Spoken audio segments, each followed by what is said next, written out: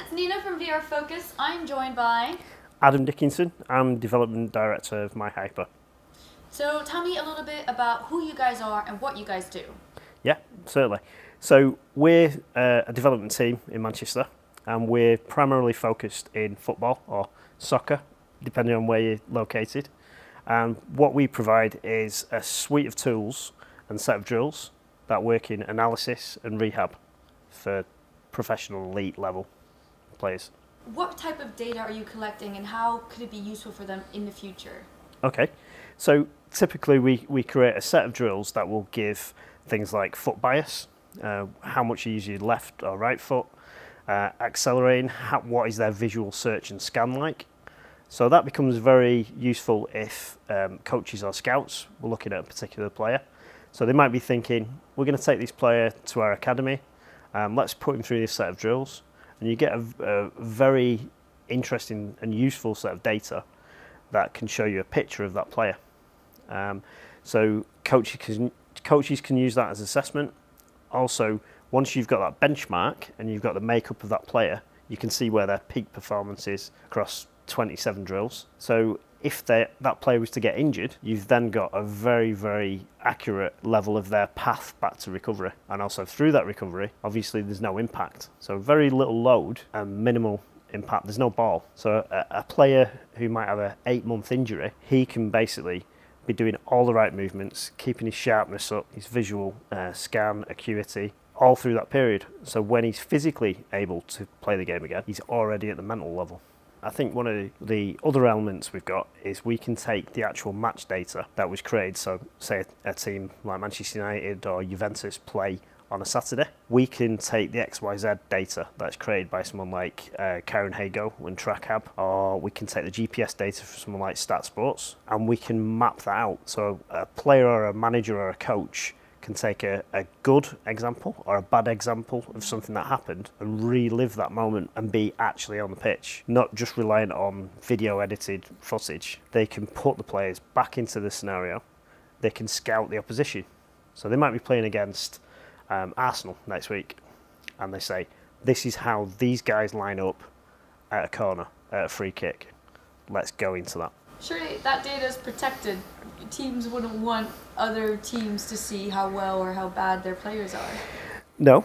The interesting thing is it's controlled per team. But if they played that team, that data is their team. So they can look at last time they played them. What did they do right? What did they do wrong? We can take the positioning from that moment, lift that out and convert it into a drill.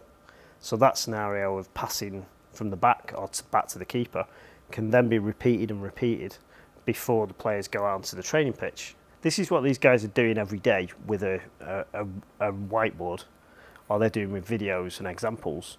All this is doing is giving a communication tool between the coach and the manager, which is a lot more effective. There might be a conflict management issue where, why did you do that? You didn't pass to me, you did that. Everyone's human. There might be a grudge for 2 weeks that you can make vanish, overnight. That's why I did it, because I was looking there, the ref was in the way.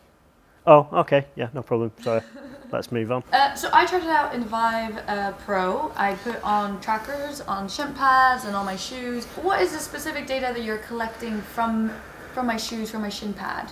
When we create a profile for you, we put in your shoe size, your name, so everything's getting recorded. The reason why we're tracking everything so accurately is so we know that we can rely on the data.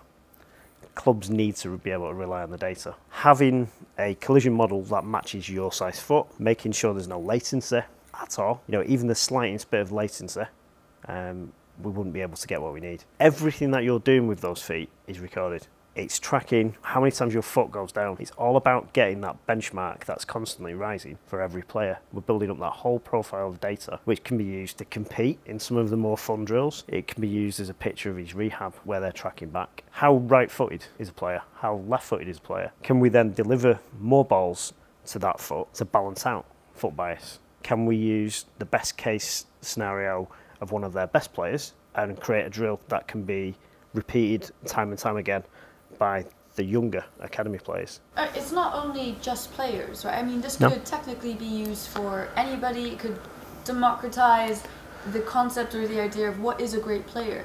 and showcase, I guess, to coaches or to people who want to bring in new players, how fast they react, what their footwork is like. Pass awareness drill takes 25 people to do in real life. They have a thing at Borussia Dortmund, the Football, but it only has 30 cycles and it delivers the real ball. It's £2 million and you need, about a 30 metre by a 30 metre space. We've got the flexibility of 28 drills, I think it is today, and we can adapt it and we can listen to the coach per club and adapt that drill to suit exactly what they want to get the best out of their players. Further down the line, we'd love to see it, filter to everyone at a consumer level, because it's just as important to you if you've got an injury as it is to that player. What about bringing this to clubs right now? Do you have any partnerships? Are you bringing it out, or are there football players right now using it? Yeah, we've been installed at Manchester United's academy, Carrington, for 7 months now. Been invaluable. The team there, the feedback they've given us, the drills we've created. There's a lot of Italy teams that we've been working with. There's probably ongoing about 40 conversations globally for different teams. We've made it a point where it's affordable to the teams. So you've got championship teams like Hull City Tigers, right up to, we're hoping to announce Juventus in the next few weeks. Premier League clubs, we still kind of, it's so new. It kind of feels like we have to get people in the kit. We have to get them past bad examples of 360 video, stuff that they've seen. We're doing full foot, ankle, shin tracking. We're trying to keep the kit down as much as possible. We don't ever want to get to the point where we put people in a full suit. This needs to be something that you can just pull your shoes off, pull the shin pads on, pull the shoes on, and you're off. These guys are on, some of the players are on incredible salaries. So for us to take up an hour of their day, they need to be able to go through this, get it on quickly, do what they need to do. And we have to make it as engaging as possible. It's exciting because getting that picture of a set of data, and some clubs have surprises when they see, did he score on that? Yeah, it's the most underused muscle, is the brain.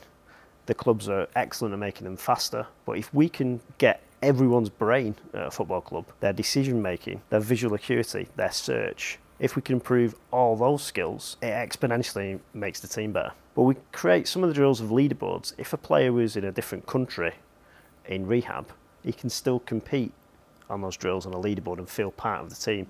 There's a lot of the kind of softer benefits which we've started to see develop. I mean, we had an Everton under 23 player. He still had the iodine on his knee. 4 days after, he was able to use the rehab drill, which was the crazy golf. Big smile on his face. That guy probably won't kick a ball for 8 months. And that's what it's about. The mental health issues of a player, that's the one thing that they do. That is their trade, their love. If they can't do that for 8 months, there's a massive impact. You mentioned an example of the academy taking on a young boy who they would probably never have taken on had you not put them through the drill. Once a club has got a picture of their players, because they know their players really well, so they know that that data is reflective. We've seen the drills and we've asked coaches, is that player one of your better players? Does that data match what you'd expect? Yes it does. So as soon as they can trust that data, if they've got a limited amount of time with a player like one that you mentioned, he came to the academy, they went, well, we've only got this guy for an hour. Let's put him through the drills, see if he matches up at our highest level with the guys. Because a typical, there might be 4 or 5 scouting missions for a player. They're building up a profile just by watching him. What if that game when they watch, he doesn't get the ball? What if he's being played out of position? We're giving another set of information that they can base a decision on. In the future, will that, as a wish list, if we had a My Hyper score as a profile for every player, does that affect the crazy figures that are in transfer money? Does that validate their kind of numbers and their mental awareness? I don't know. It could do. In the same way that if you're using this system in rehab, could insurance companies use it to pay out on the injured players?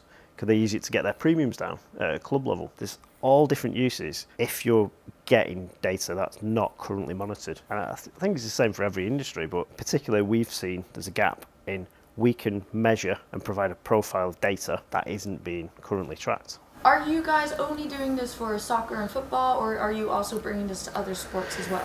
We're looking at other sports. Obviously, we looked at where things were in the market. There's some great guys doing some good stuff in the NFL. All of the stuff that people are using is very fixed point though. So baseball or quarterback training. What we've done is look at the whole movement of the foot. It obviously lends itself perfectly to soccer and football, but if you start thinking of the movement in basketball, the feet and the pivot and the fast feet is incredibly neglected, but so important.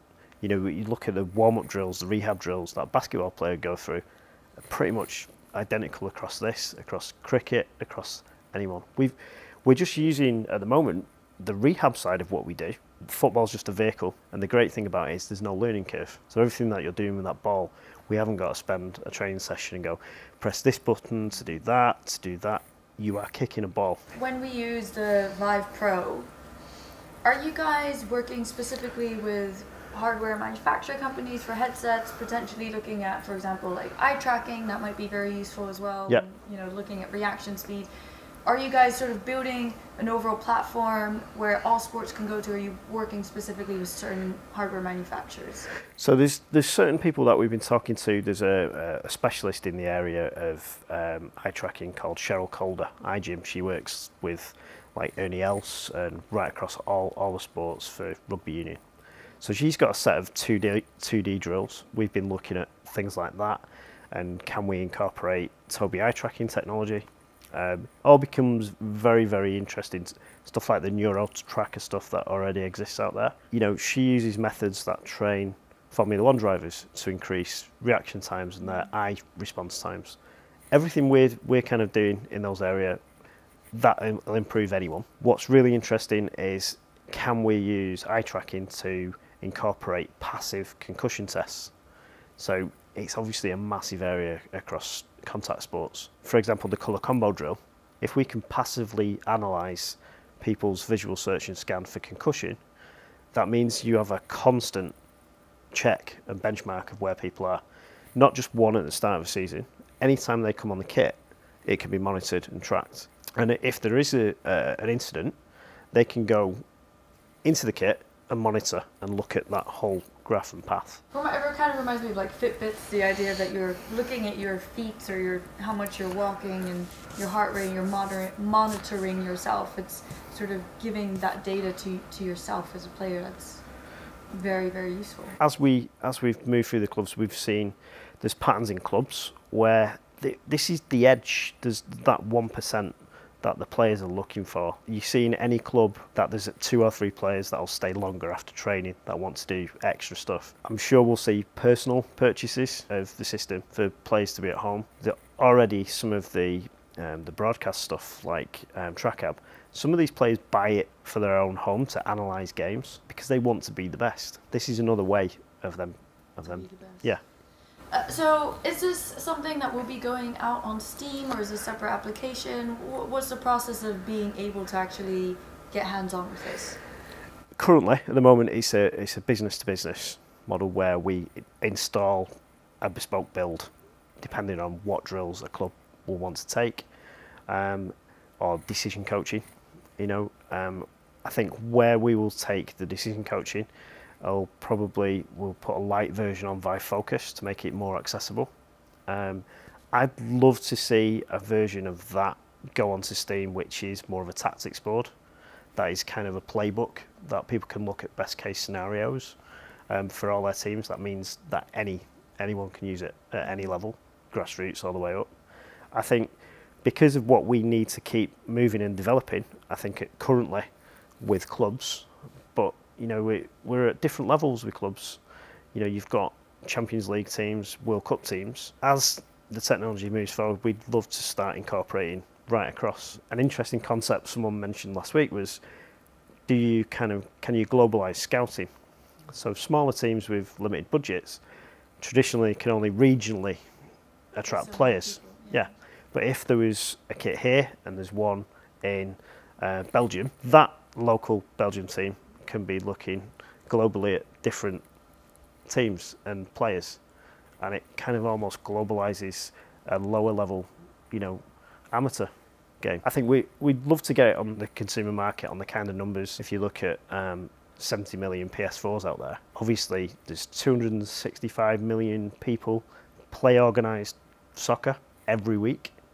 So the numbers are there if the technology can get there. We'd love to see these drills making an impact, or finding a kid in India or China that gets a 92% on one of our drills, and some big red alarm goes off somewhere, and he can get a pro contract. I think it's probably going to be about 2 years before consoles have the power to do what we need it to do, but it's an exciting prospect. Where do people go to if they want to find out more information, and who do they contact if they want to actually integrate it into their business? Sure, contact me, and our website is myhyper.com.